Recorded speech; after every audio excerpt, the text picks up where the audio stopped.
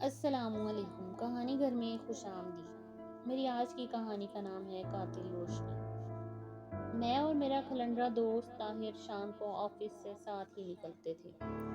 مجھے اپنی بائک کو بنانے اور اس میں نئی چیزیں لگانے کا جنون کی حد تک شوق تھا۔ میں نے ابھی اس میں حال ہی میں نئی ہیڈ لائٹس لیزر والی لگوائی تھی، جس کی روشنی اندھیرے میں بہت دور سے نظر آتی تھی، اور بائک کے انڈکٹر بھی لیزر لائٹ والے تھے۔ آج جب ہم آفس سے نکلے تو میری بائک طاہر چلا رہا تھا۔ اچانک ہماری نظر ایک بائک پر پڑی جو کہ ہمارے آگے آگے جا رہی تھی۔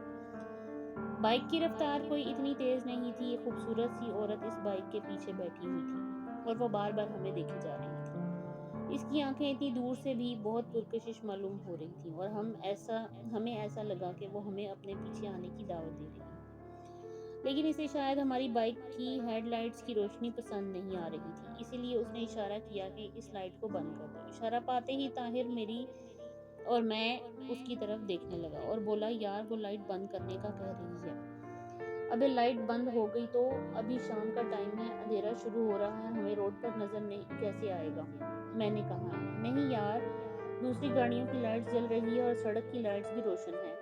کوئی بات نہیں، یہ تو کوئی دل پھینک حسینہ لگتی ہے، چل اس کا پیچھا کرتے ہیں۔ اور مجھے نہ چاہتے ہوئے بھی طاہر کی بات ماننی ہی پڑی۔ مجھے نہ جانے کیوں ڈر سا لگ رہا تھا۔ میں نے اسے خبردار کرتے ہوئے کہا، مجھے اس عورت کے پیر نہ جانے کیوں نارمل سے نظر نہیں آ رہے تھے۔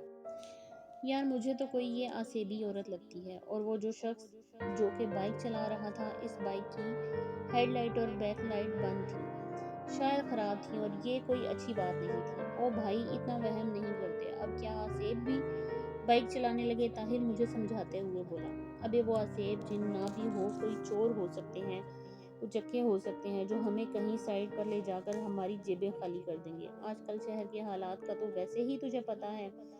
میں نے اسے سمجھاتے ہوئے کہا، یار تو انتہا کا ڈرپوک ہے، تو اپنی زبان بند رکھ اور چپ کر کے سارا منظر دیکھ بس۔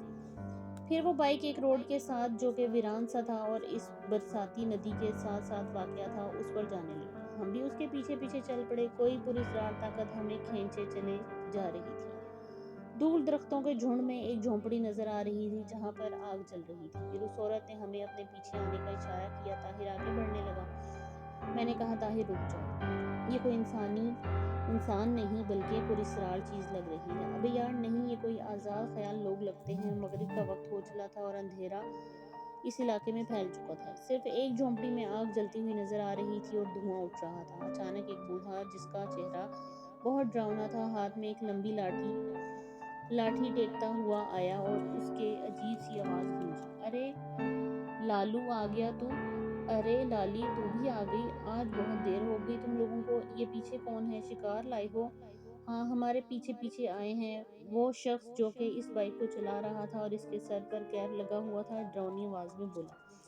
آئیے آئیے، آگے چلنے والے شخص نے کھڑکھڑاتی ہوئی آواز میں کہا، اور آواز غیر انسانی سی لگ رہی تھی، جس کو سن کر ہم دونوں دوستوں کو اپنی ریڑھ کی ہڈی میں سنسنی کی لہر دوڑتی ہوئی محسوس ہوئی۔ اچانک میری نظر اس عورت کے پیروں پر پڑی جو کہ میرے ہوش اڑانے کے لیے کافی تھے، جس پر مجھے پہلے ہی سے شک ہو رہا تھا۔ طاہر آگے بڑھنے لگا۔ اچانک اس عورت کی آواز کانوں میں پڑی، یہاں آ جاؤ، آؤ میرے پاس، مجھے اپنی باہوں میں بھر لو۔ اس عورت کی آواز غیر انسانی تھی، جو کہ اس ماحول میں ڈراؤنی سی لگ رہی۔ سامنے ایک بہت ہی بڑی کڑھائی پڑی ہوئی تھی، اتنی بڑی کہ اس میں ایک بکرا آرام سے فرائی ہو جائے، اور اس کے نیچے آگ پوری رفتار کے ساتھ جل رہی تھی، جس میں سے دھواں اوپر اٹھ رہا تھا، ساتھ ہی کوئی بے ہنگم سا میوزک بھی چل رہا تھا۔ آ جاؤ اپنی لالی کے پاس، کیوں شرما رہے ہو؟ وہی پراسرار بوڑھا بولا۔ میں نے طاہر کا ہاتھ مضبوطی سے پکڑا اور طاہر کے کان میں سرگوشی کی، اس عورت کے پاؤں کی طرف دیکھو۔ اب جو طاہر نے دیکھا تو اس کے ہوش اڑ گئے۔ اس عورت کے پیر الٹے تھے، یہ تو چڑیل ہے۔ طاہر کی خوفزدہ آواز ابھری۔ اچانک وہ بوڑھا جس نے سب سے پہلے آواز دی اپنی جگہ سے کھڑا ہو گیا، اور دوسرا شخص جو اس عورت کے ساتھ بائک چلا رہا تھا وہ بھی سامنے آ گیا۔ اس کے چہرے پر بھی دو دانت نمودار ہو گئے تھے۔ میں چیخا، طاہر بھاگو یہاں سے، ہم پھنس گئے ہیں، اور ہم نے بائک کی طرف دوڑ لگا دی۔ وہ تینوں ہمارے پیچھے پیچھے تھے۔